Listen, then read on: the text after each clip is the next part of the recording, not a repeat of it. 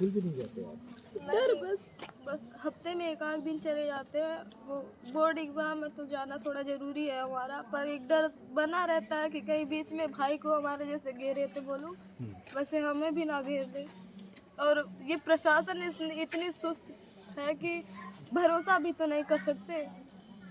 बताइए, ये बड़ा सवाल है जो बच्ची उठा रही है कि आखिरकार कहाँ है पुलिस, कहाँ है योगी आदित्यनाथ की पुलिस, कहाँ है योगी आदित्यनाथ के वो दावे महिला सशक्तिकरण के, कहाँ है वो बेटी बचाओ बेटी पढ़ाओ के दावे जो आज यहाँ जौनपुर में नहीं दिखाई दे रहे हैं, जो कभी दूनपुर में नहीं दिखाई दे रहे हैं, क्योंकि यहाँ की बेटी इसलिए लाचार है, डरी हुई है कि उसको न्याय नहीं मिला है अभी तक बुलडोजर नहीं चला है, अभी तक पुलिसिया ऐसी कार्रवाई नहीं हुई जिससे वो लोग कांपे जो ऐसी योजना बना रहे होंगे। आज बच्ची डरी हुई है, वो कॉलेज नहीं जा रही है, वो पढ़ाई नहीं कर पा रही है, तो इसके पीछे का जिम्मेदार कौन है? यहाँ की लचर कानून व्यवस्था इसकी जिम्मेदार है। अगर शायद इन बच्चियों को यह भरोसा दिलाया जाता कि कोई बात नहीं, अनुराग के साथ ऐसा हुआ है, इस पर हम कठोर कार्रवाई करेंगे और कार्रवाई करके दिखाते, तो इन बच्चियों को प्रशासन और पुलिस पर भरोसा होता। लेकिन आज इनका भरोसा टूटा है, तो आप समझ सकते हैं कि बातें जो बैनरों तक दिखाई जाती है, जो पोस्टरों तक दिखाई जाती हैं, उनका तथ्यात्मक कितनी सच्चाई है वो आपके सामने है। तथ्य ये है, असली बेटी बचाओ बेटी पढ़ाओ की सच्चाई ये है कि विज्ञापन पर 80% पैसे खर्च कर दिए जाते हैं, लेकिन बेटियों को आगे बढ़ाने के लिए, प्रोत्साहन देने के लिए, उनको ढांढस बंधाने के लिए पुलिस यहाँ पर मौजूद नहीं है और यहाँ खाली है। और लगभग 40 दिन से ऊपर का वक्त हो रहा है, यहाँ सब कुछ खाली है, एक भी पुलिस प्रशासन के लोग यहाँ नहीं दिखाई दे रहे हैं। ये बताने के लिए काफी कि आज परिवार में किस तरह के डर का माहौल है। देखिए, बड़ी बेटी भी है, इनसे भी बातचीत करेंगे हम। अभी आपको भी डर लगता है? आप पढ़ाई करती हैं? जी बिल्कुल, मेरा बीए फाइनल ईयर है, अभी मेरा एग्ज़ाम आ रहा है, 23 तारीख से स्टार्ट है। बट मैं कॉलेज नहीं जा पा रही हूँ। मुझे इतना डर लगता है कि कहीं मुझे रास्ते में घेर के लोग मार न दे, जैसे मेरे भाई को घेरे थे लोग जौनपुर में। अच्छा, जौनपुर में पहले भी घेरे थे? हाँ, मतलब ये गला काटने, मतलब मारने के पहले घेरे थे? एक हफ्ते पहले तो मतलब वो वहाँ से चला आया था, 10 मिनट पहले निकल गया था, तो उसके दोस्तों से बस पूछे लोग कि अनुराग है क्या। बाद में जब वो लोग घर पे आए घटना होने के बाद, तब वो बताया कि दीदी ऐसे वो लोग पूछ रहे थे, मुझे नहीं पता था कि यही लोग मारने के लिए पूछ रहे हैं। और डर हमेशा अभी 1 घंटे के बाद ना हमारा हैंडपम्प तक जाने में मुश्किल हो जाता है। अच्छा। हाँ, हम लोग पानी लेने के लिए नहीं जाते, 2-3 लोग साथ में जाएंगे। अभी माता जी बता रही थी कि अगर बिल्ली कहीं गुजरे, कुछ खटपट हो तो तब भी डर लगता है। हाँ, अभी इधर से मतलब खपरेले पे बिल्ली चढ़ती है ना, तो उधर से कुछ भी गिरता है, इधर उधर इतना डर लगता है, जैसे लगता है कोई आ रहा है, भाग के कोई आ रहा है, अभी कोई छुपा रहेगा, दरवाज़ा नहीं खोलते हम लोग, डर बस।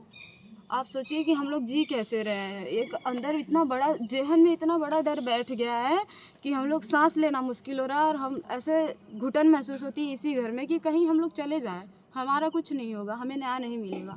इससे बढ़िया है कि हम यहाँ से छोड़ के चले जाएं, लेकिन लड़ रहे हैं, अपने भाई के लिए लड़ रहे हैं। हम ये चाहते हैं कि हम अपने लिए नहीं तो कम से कम उसके लिए कुछ करेंगे, ताकि वो जहाँ भी है खुश रहे, क्योंकि यहाँ पे हम लोग उसे कभी उदास नहीं देखते थे। कभी वो मायूस हो जाता था तो हम लोग पूछते थे क्या हुआ, कैसे हुआ, क्यों इतना उदास है, अच्छा नहीं लगता। लेकिन आज हमने उसे खो दिया। हम कभी कहीं ना कहीं हम अपने आप को दोषी मानते हैं कि हम उस टाइम थे, हम नहीं बचा पाए उसको। अच्छा, आपके सामने ये सब कुछ हुआ था? जी बिल्कुल, हमारे सामने उसका सर मेरे पैर के पास आके गिरा। सोचिए हमारे ऊपर उस टाइम क्या बीती होगी।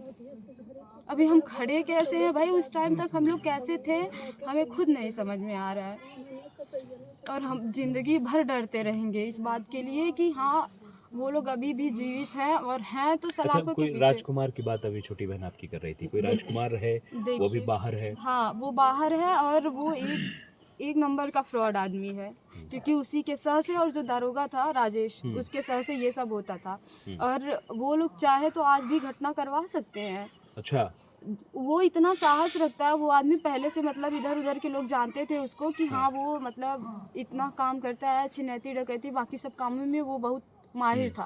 और वही जब भी कुछ होता था वो गांव से बाहर चला जाता था, और फिर जब भी आता था तो कोई ना कोई घटना होती थी। तो शिकायत में आप लोगों ने बताया नहीं था जब पुलिस अधिकारी पूछे थे राजकुमार भी है? बताए थे हम लोग। तो दरोगा साहब से हम लोग बोले थे, हम तो अभी उनके सामने भी बोल सकते हैं। वो हम बोले कि भैया मेरे थे, बोले कि उनका नाम लिखिए, तो बोले कि हम समझ लेंगे, हम अपने हिसाब से कर लेंगे। ये क्या बात, ये क्या बात हुई, मैटर हमारा इतना बड़ा कांड हो गया, अभी आप अपने हिसाब से करेंगे, आपके हिसाब से होते होते एक की जान चलेगी, क्या हम 4 लोग भी बचे जो वो भी मर जाए? बताइए, हम जो 4 हैं वो भी अपना प्राण त्याग दिया ऐसे आपके हिसाब से कहते कहते।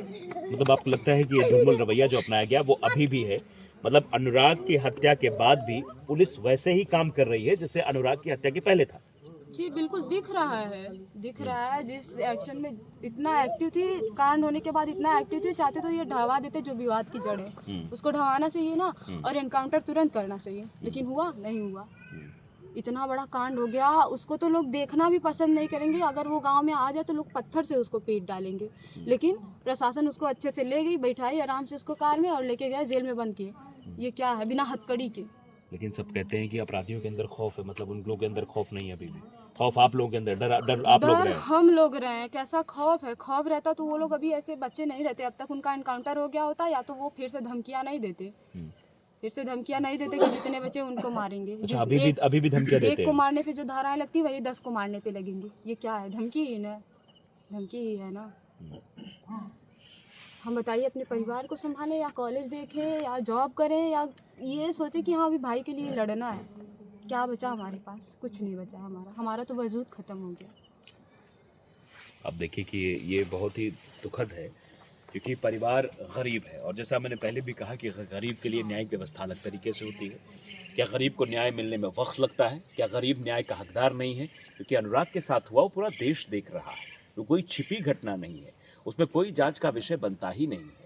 जबकि मंगेश यादव में अगर एनकाउंटर होता है तो फिर इस मसले में भी लालता, राजेश और रमेश के साथ वही होना चाहिए था। ये परिवार शुरुआत से ही मांग कर रहा है, लेकिन गिरफ्तारी जिस अंदाज में हुई उस अंदाज को लेकर सवाल सब खड़े कर रहे हैं। खैर, वो अलग की बात है, लेकिन जो थोड़ी बहुत उम्मीद प्रशासन से बची थी कि बुलडोजर चलेगा, वो भी नहीं चल रहा है। और ऐसी कार्रवाई ना होने की वजह से परिवार कितना डरा हुआ है आप ये समझ सकते हैं। पिता है, पिता के ऊपर अब पूरी जिम्मेदारी आ पड़ी है। पिता अपने जो बेटे के साथ इनका इंटरेक्शन था, जो ऑफ कैमरे हमारी बातचीत हुई, वो मित्रवत था।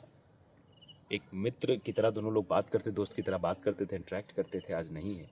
तो कहीं ना कहीं एक दोस्त और एक बेटा जो शायद इस परिवार को बाद में चलाता, इस परिवार को आगे बढ़ाता, वो नहीं है। और पिता भी हमेशा डरे हुए रहते हैं, भी डरे हुए महसूस करते हैं, क्योंकि बच्चियां हैं, बच्चों की चिंता तो लगी रहती है। तो आपको तो चिंता भी होती होगी, फिर परेशानी भी होती होगी कि बच्चियां हैं, रात बिरात का मसला है, अभी एक राजकुमार कोई बचा है। जी भैया, बिल्कुल चिंता रहती है।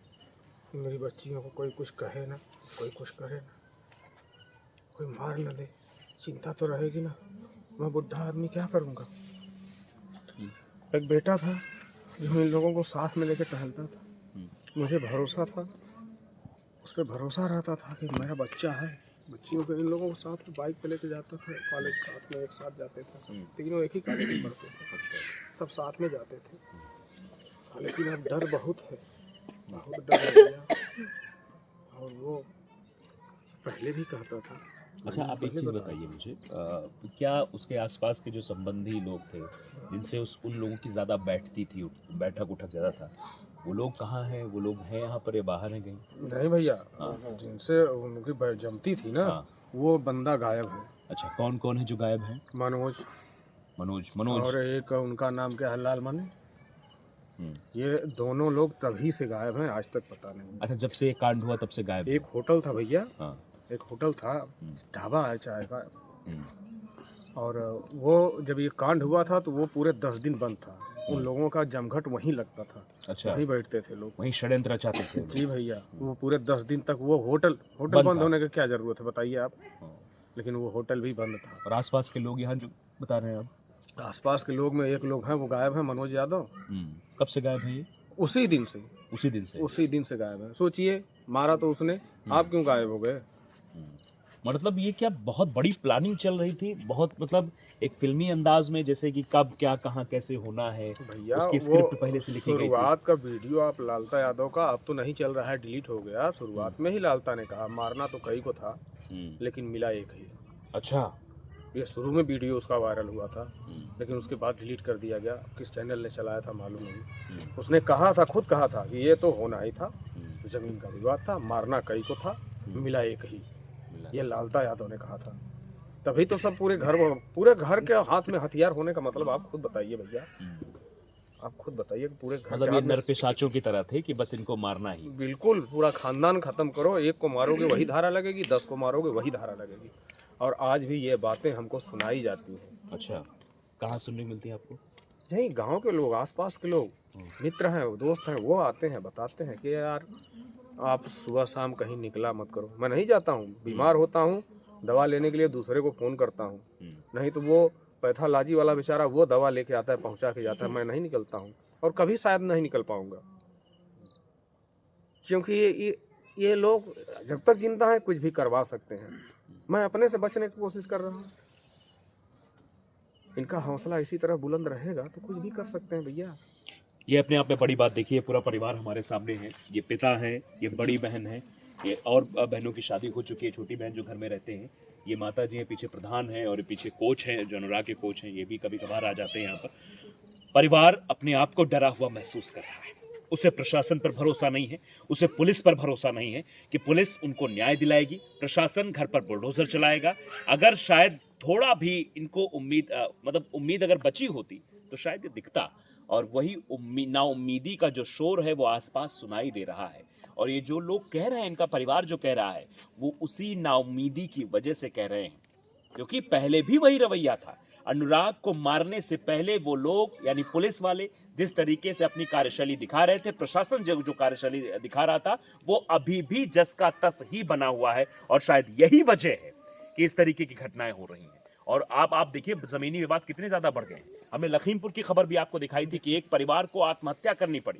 पहले पिता ने आत्महत्या की, फिर छोटे बेटे ने की, फिर उसके बाद बड़े बेटे ने आत्महत्या कर ली, सिर्फ इसलिए क्योंकि जमीन का विवाद था, प्रशासन सुन नहीं था। और उसमें भी एक महिला सिपाही का इन्वॉल्वमेंट था, अब जिसका आरती निगम नाम बताया गया। खैर वो अलग की बात है, लेकिन आज जो ये परिवार हमारे साथ खड़ा हुआ है, ये परिवार डर के साए में जीने को मजबूर है। यहाँ के डीएम साहब को भी ये सोचना चाहिए, यहाँ के कप्तान साहब को भी सोचना चाहिए कि इस परिवार को वो डर के साए से कैसे बाहर निकालेंगे। योगी आदित्यनाथ को भी सोचना चाहिए कि इन बेटियों का भविष्य कहाँ जाएगा, इन बेटियों के भविष्य को बनाने के लिए काम करना चाहिए। ये बेटियां सुरक्षित अपने आप को कब महसूस करेंगी, ये बेटियां पहले के जैसे कैसे पढ़ने जाएंगी, इस बात के बारे में भी इन बेटियों को आश्वस्त करना पड़ेगा इस सरकार को। नहीं ये फिर महिला सशक्तिकरण के दावों की जो कॉपियां हैं उनको फाड़ कर जला देना चाहिए। जो बेटी बचाओ बेटी पढ़ाओ के जो विज्ञापन में 80% जहां खर्च होता है, उन विज्ञापनों को फाड़ कर फेंक देना चाहिए, उन पोस्टरों को आग लगा देनी चाहिए, क्योंकि ये वो सब के सब झूठ है। सच्चाई आपके सामने है कि अनुराग यादव का परिवार आज भी अपने आप को डरा हुआ महसूस कर रहा है।